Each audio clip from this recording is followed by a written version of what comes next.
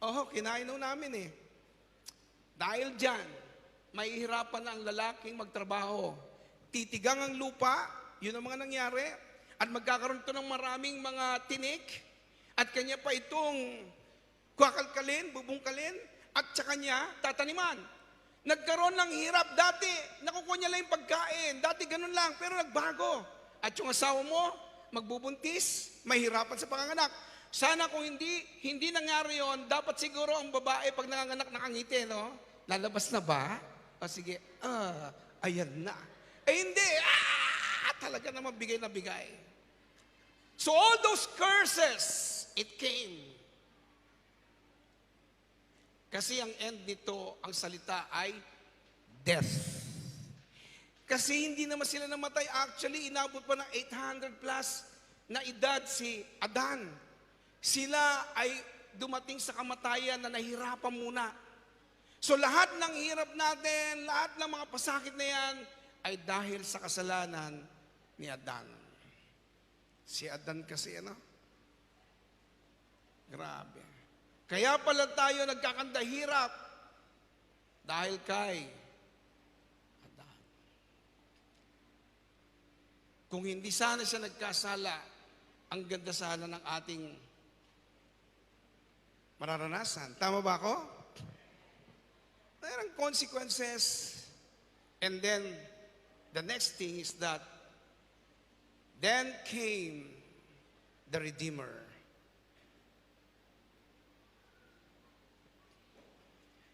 Dumating ang tagapagligtas. Salvation pala ituturo ni Pastor Jing, kung alam ko lang. Ni-review ko na lang yung nasa notes ko. Listen carefully, because this time, it's going to rock your heart. Medyo yayanigin ang puso mo. It should be. It should be. You know what? The one thing that I can see from the Lord, hindi siya namimili ng tao. Lahat mahal niya. At ang nakakatuwa sa kanya, yung blessing ng kahit sino man, pwedeng maranasan ng bawat isa. Tama ba ako? Amen po ba? Sige, palapakan natin ang Panginoon. Let's see what happened. 1 Corinthians 6:20. You were bought with a price, purchased with a preciousness, and paid for, made His own. So then honor God and bring glory to Him in your body. Parang medyo may question dito. Tingnan niyo mabuti ha. 1 Corinthians 6:20. You were bought, binili ka, with a price. May presyo. Purchase and preciousness and paid for. Binayaran ka. So pag sinabi natin nagbabayad kasi merong utang, tama. Pwede bang magbayad ako sa iyo? May utang ka ba? Wala. Magbabayad lang ako. Walang ganon, di ba? Lahat na nagbabayad dahil siya ay merong, ba't kung makautang kayo? Wala ho akong utang sa inyo. Saya, utang.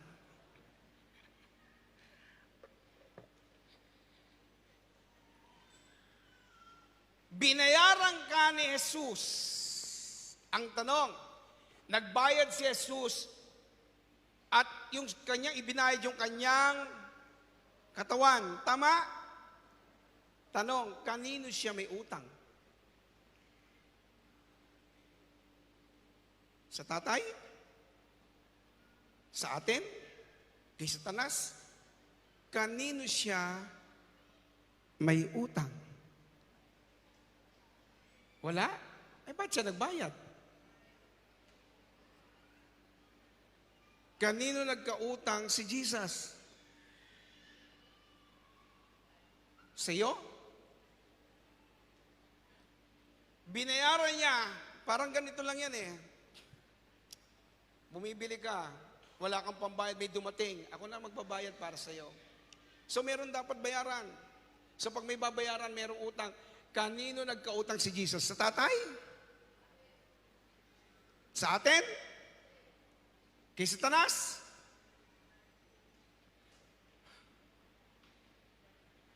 Kasi pag nalaman mo kung kanino siya nagbayad, yun na yun. Ang ganda ng Pasko mo. Maniwala ka. Mag-iiba ang tingin mo ngayon to 2020 kung anong gagawin ng Diyos sa buhay mo. Ayan, pumalakpak tayo, pero ang tanong, kanino nga may utang? Di ba? Pag sa tatay siya may utang, hindi magkakapareho yung salitang magkapareho sila ng ama. Kasi kung may utang sa kanya, madali na yun, di ba? Kung si Satanas naman, dahil naagaw niya ang mundo, para namang, ang alam ko ang utang, yun ay, nililista, tama? Hindi po pwedeng, asan ang utang ko? Pakita mo, pakita mo! Hindi ko nailista. Ay, wala akong utang. Tingnan natin mabuti. Kasi, ito yung ating i-hit ngayong morning eh. And I want all of you to open your eyes on this. Tingnan natin mabuti. Paid to whom? To Satan, to the Father, or kanino ba talaga? Let's see. Actually, this teaching that I'm sharing to you, it was a discussion of three of us, three pastors from Winnipeg. We were in Tim Horton and having a sharing. While we have our sharing, ito yung napag-usapan namin. Sabi ko, ang ganda niya na, dapat malaman ng lahat. Kaya gusto ko naman ibigay yung credit din sa kanila. Kung hindi kami nag-sharing ng gano'n, hindi ko ito maintindihan. Ng gusto. Tingnan niyo mabuti. Colossians 2:14. Ito na. Having canceled and blotted out and wiped away, kinansel, binura, pinunasan, tinanggal, the handwriting of the note, yung listahan, ayan na. Yung bond, with its legal decrees and demand which was enforced and stood against us. Legality, mamamatay ka. Legality, mahirapan ka. Legality, may poverty. Lahat yan, may sakit, may sickness, may diseases. In legality, because of what happened before. Ano yung nangyari? Nagkasala si Adan at Eva. Hindi nila sinunod ang Diyos. Sinulat yun. That was the first command na wag mong gagawin. But they happened to fall on that. Bumagsak sila doon. So nasulat yun. At yung sulat na yun ang naging dahilan para tayong lahat magkaganito. I tell you, brothers and sisters, that's the reason why.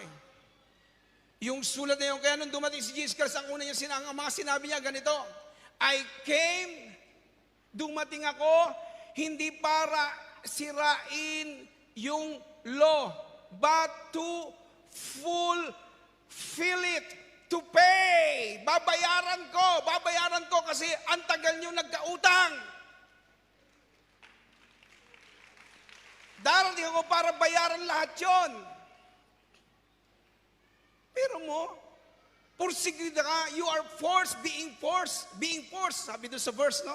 Pag binasa mo, sabi rito, which was enforced and stood against us. Para bang ganito, na kahit ano palang gawin mo, kahit ilagay ka sa kahon, at hindi ka makahinga ng hangin na galing sa labas, magkakaroon ka lang ng sariling hangin, o kaya naman, kakain ka ng masarap, kakain ka ng maayos, iinom ka ng maraming vitamins, nasa kahon ka lang, magkakasakit ka pa rin. Kahit mag-exercise ka na mag-exercise, maya-maya nagugulat ka, may sakit ka pa rin. Kahit magtrabaho ka na magtrabaho, nagugulat ka. Bakit yung tinatrabaho ko parang nauuwi sa lahat? Ang dami ko nang naipon, parang nasasayang lang. Nawawala pa rin. Kasi nga, ano sabi doon? Which was enforced and stood against us. And that is the legal decrees and demands. Yun yung nakasulat. So hindi sa Ama, hindi kay Satanas, hindi sa tao. Dun sa nakasulat. Dun, yun ang pupuntiryahin ko, sabi ni Jesus. Kasi yung nakasulat na yun, kahit pa magkaanak ka, hanggang magkaroon ka pa ng apo sa tuhod, lahat yun, kakabit yun doon. Andyan po ba kayo? At ngayon, sabi ni Jesus Christ, ang liwanag, oh. Sobrang liwanag. Kinansel ko na. Binlat ko na, blatted na. Winipe ko na. Ano pa nagsasabi? Alam nyo, may nakarinig itong katuran na ito. Nag-message sa akin ng umaga. Sabi niya, Pastor, sinubukan ko. Tama ka nga. Pwede pala. Andiyan mo ba kayo? Kapag palang isang tao may sakit, hindi yan naintindihan, na ang tagal na palang binura ni Jesus Christ yun eh. Doon, yung sakit, bunga yun yung nagdidemand na yun. Bunga yun ng decree. Bunga ng demand. Ang ginawa ni Jesus Christ, bakit niya titirahin yung sakit? Babalik lang yan. Titirahin ko yung nakasulat. Tinira ni Jesus Christ yun. Sabi niya, cancel na yan. Paano niya kinancel? Which in regulation, decrees, and demands, He set aside, cleared completely out of way by nailing it to His cross. Ang sarap mabuhay sa 2020. Bakit ba kapag kami sakit ka, pag masakit ang ulo mo, by the stripes of medical, come out. Bakit si medical agad? Kasama yan sa listahan. Binura ng Panginoon, pwede mong paalisin.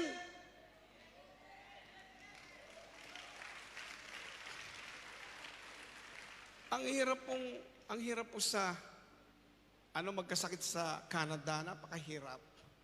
Especially pag ang masakit sa iyong ngipin, di ba? Tapos kung sirapan, ako, papabunat ka magkano, kamahal-mahal. Yung iba nagtsatsaga doon sa mga estudyante. Ang problema sa estudyante, pagkabunot, ay, mali pala. Teka lang ho, yung isa pala. Naubos ng ngipin mo, hindi pa matarget. Ano ka ba naman? Bungal na ako. Hindi mo pa natatarget. Sumakit ng ngipin ko, magapa nga eh. Sabi ko, hindi dapat ganito. Kasama yan sa tinubos ni Jesus Christ. Kasama sa pinirma niya. Kasama yan sa binura niya. Bukas po ako magpapabunot ha. Yung ngipin ko dito, sira na. Wala na pong sumasakit. Tinanggal ng Diyos yung sakit. Ito pa matindi. Sabi ko sa kanila, kasi doon, mahirap mahuli ng pulis. Kung mahuli ka, may nangyari sa akin noon. At naintindihan ko to na talagang lahat ng pahirap. Kasi siyempre pag nahuli ka ng pulis, magbabayad ka. Nabawasan ang pera mo. Yung kahirapan, kasama yan. Diyan sa mga nakasulat. Andyan ho ba kayo? Di nag-drive ako ganyan, natid ko yung anak ko. Pag-drive ko, nakita ko may school bus. Nakahinto yung mga sasakyan. Ba't kaya nakahinto? Ako naman dire-diretso. At sila nakatingin sa akin. Hindi ko napakansin, nakababa pala yung stop.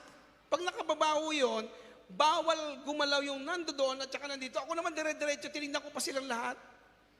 At lahat din kasi nakatingin lahat sa akin $500 ang bayad. Dahil hindi ka dapat gumalaw dahil may tumatawid na bata. Pagliko ko ganyan, sabi ko, alam ko Lord, kasalanan ko to. Pero itong kasalanan to, tatubos mo na Sabi ko yun. Alam ko po na nakarecord yun sa video ng sasakyan ng bus. Burahin mo Lord, in Jesus' name. Sabi ko ganyan. Sabi siguro ni Lord, talaga to si Jing, nakuha niya lang yung formula, ayos na sa kanya. Alam ko Lord, hindi mo ako pababayaan. Kasi kasama sa tinubos mo yan, yung huli ng pulis. Tama ba ako? Umalis ako, dumaan ng 1 buwan, 2 buwan, wala akong sulat. So hindi ako nagkaroon ng huli. Sabi ko, salamat Lord Eto ngayon, sinare ko sa church ito, sinare ko rin yun. Sabi ko, huwag kayong magalala, sasamahan kayo ng Lord. Kahit huling kayo ng pulis, hindi matutuloy. Susundin ko naman yung anak ko sa kanyang work.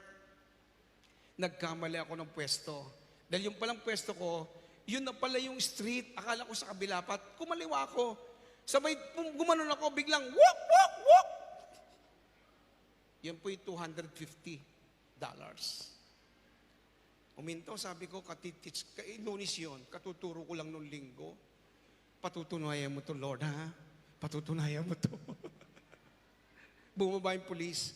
Alam mo ba kung bakit kita hinuli? Tinatagalog ko na lang ho, ha? Alam mo ba kung bakit kita hinuli? Sabi ko, hindi po.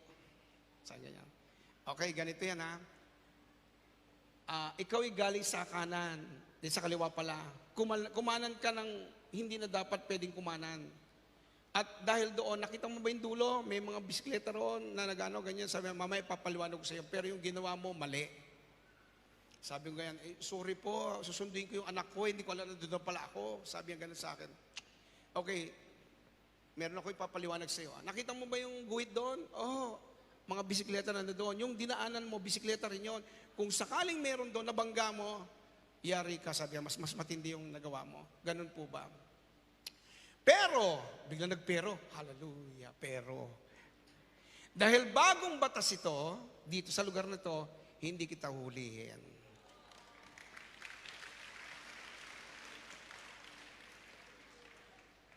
Sabi ko doon sa sarili ko, tama nga, natubos na talaga tayo.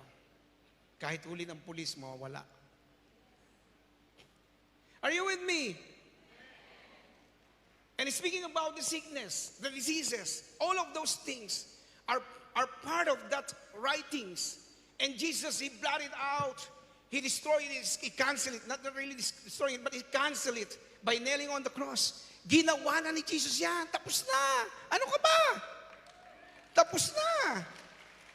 Dapat lang maintindihan mo, ilagay mo sa puso mo. Tinan niyo yung verse 15. Ito pa ang magandang ginawa niya. Tinan niyo yung verse 15, ha? Ito masarap banggitin to eh. Hindi lang niya tinapos. Ito pa, ha? O, bago ko basahin. Kunyari, ikaw ito.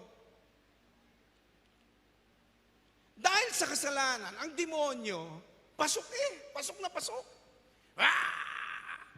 Kahit pigilan mo, papasok talaga. Dahil sa kasalanan. Alam natin yan. Tama? Pasok na pasok siya. At kaya kang pahirapan ng demonyo. Kahit anong gawin mo, Lord, ano nangyari sa akin? Maawa ka na. At kaya nang pakiusap mo, naalala ko noon sa Bohol, ginamit namin yung isang rest house ng isang kapatiran. Sabi niya, Pastor, pag-pray niyo kasi merong mga demonyo dyan, may mga nag-portergize. Alam niyo yung portergize, yung umaangat. Yung dati diyang nagbabantay, sabi niya ganyan, umangat daw yung kutsilyo, hinabol siya, hinabol. Talaga daw, takbo-takbo siya, hinahabol siya. Tapos nung nasusukol na siya, sabi niya, hindi ba, friend naman tayo? Ba't mo naman ako sasaktan? Please, wag. Bumaba daw yung kutsilyo. Friend eh. Nung mga dumating mga taga-JA1, walang friend dito ha. Demonyo, friend, ano ka? Labas! Labas eh. Sabi ng may-ari, ay, sa wakas. Meron pa, ayoko nang bagitin mo pangalan, mga magigiting na kilala nating mga pangalan nila sa Christian world, mga magagaling. Nagkakantahan daw sila, bigla daw may sumabay tulog na tayo. Hindi pwede sa JA1 yan. Tingnan niyo mabuti ha. Yung demonyo, gagawa siya. Sisirain ka. But look at this. Hindi lamang kinancel ni Jesus Christ. Etong ginawa niya pa.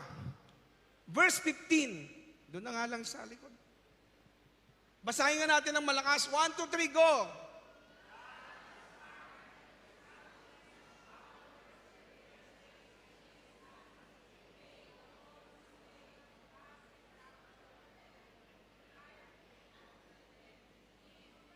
The cross.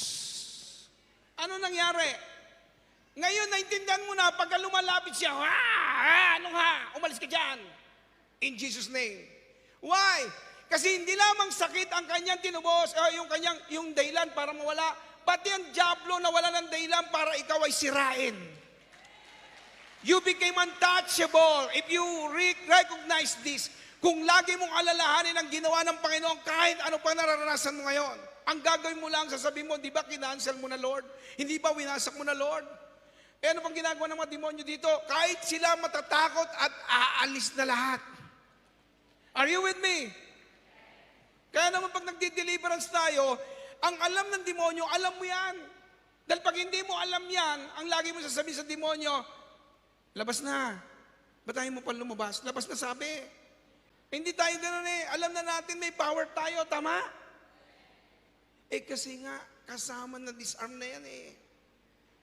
Now, kung titignan ko ang 2020 at gagamitin ko to, what will happen to me? Palagay mo, sobrang ganda ng buhay Kristiyano. Sobra. Sobrang ganda.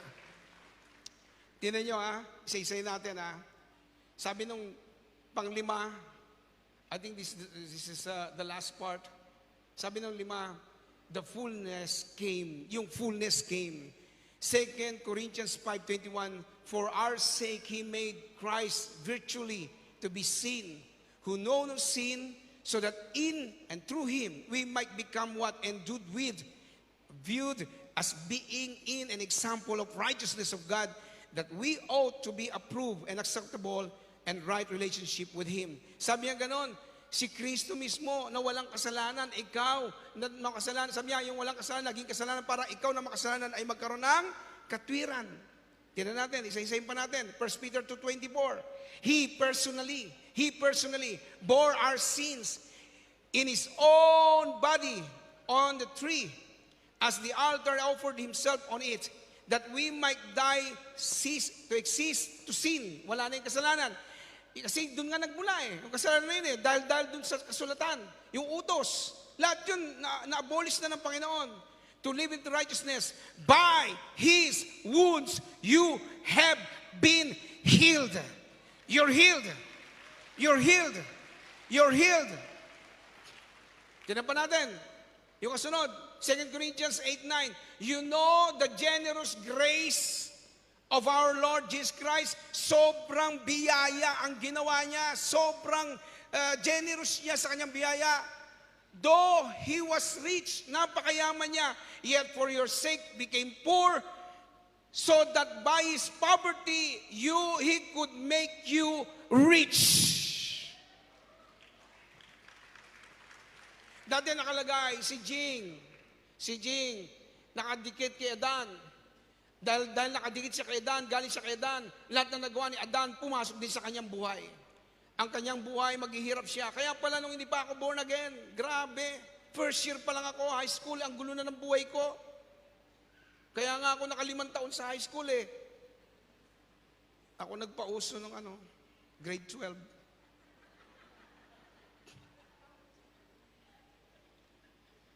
Sabi sa akin ng classmate ko, huwag kang magsasummer. Nako, pag nagsummer ka, gugulo lalo ang buhay mo. Kaya pala huwag magsasummer. Ang mga klase ko, mga goons. Pag summer ko kabi-kabilaan Sabi niya, tayo ka lang dyan tayo ka dyan sa poste. Nasa poste ako, nakatayo. Tumayo ka lang dyan, huwag kang gagalaw. Oo, tayo naman akong ganoon. Lapit yung lalaki, sinampal yung lumalabas sa gate. Pak! Sabi niya, pengin 50. Bakit? Ba't ako magbibigay sa'yo? Nakita mo yon, tinuro ko. Siga yun.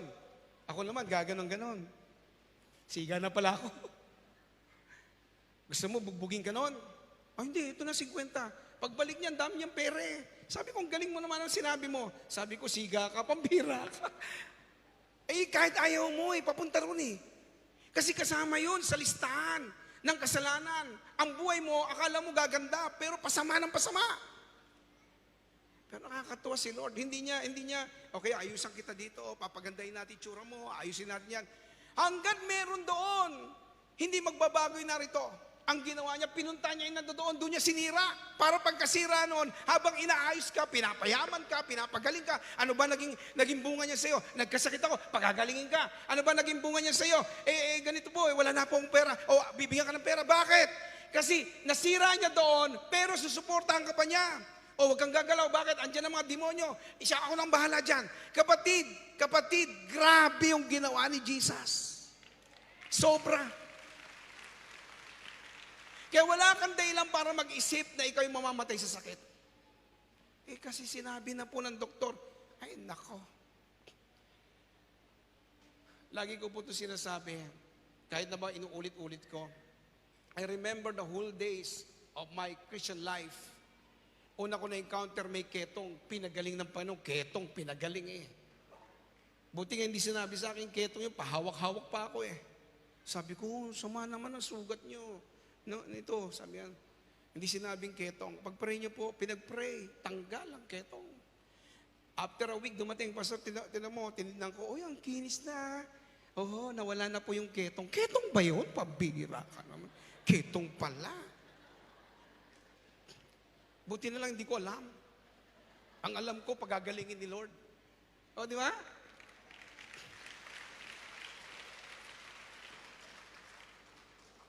Naalala ko pa yung sa Macau, di plastic pa yung kanlang habang may aircon May babae doon pumasok. Sabi niya, Pastor, ako'y naniniwala, pinagaling ako, Lord. Oh, amen, pinagaling ka na ni Lord. Sige, Pastor, pag-pray mo pa ako, akit kami sa taas, pag-pray ko sa kanya, sabi kanya, ano ba ang sakit mo? Yung sakit ba na nakakahawa, na naging sakit sa Hong Kong? Na-find out ng doktor na meron siyang gano'n. Ano pangalan nun? Nalimutan ko. SARS, no? Yun. SARS ba? Tama ba ako? Pag sumama siya sa maraming tao, naka-plastic pa, lahat kami magkakaroon. Sabi ko, ba't di mo sinabing may ganun ka? Bakit to? Pauwing kita Sabi ko, dadami mo pa kayo. Akala ko pa sa nagpapagaling sila. Oo nga, nagpapagaling ka rito. Nagpa-doktor na wala nga rin. Nakakatuwa si Lord. Kung kakwento ko pa sa inyo, pati yung may HIV, wala nang pag-asa Ang alam ko yung HIV, kasama yan doon sa kasalanan. Lumaba lang ng umaba. Alam niyo yun, nag-level up. Kay Lord, walang level up. Pag tinapos ko na doon, tapos na hanggang dito. Dalawang kapatid natin sa Panginoon, parehong African, pinagaling ng Lord sa HIV. Grabe. Cancer. Ilan hong kapatid natin na may cancer, pati bata, leukemia, lahat pinagaling ng Panginoon. Paano nangyari yung pastor? Intindihin mong mabuti. Kansilado na yan, matagal na. Ginawa ni Jesus yan.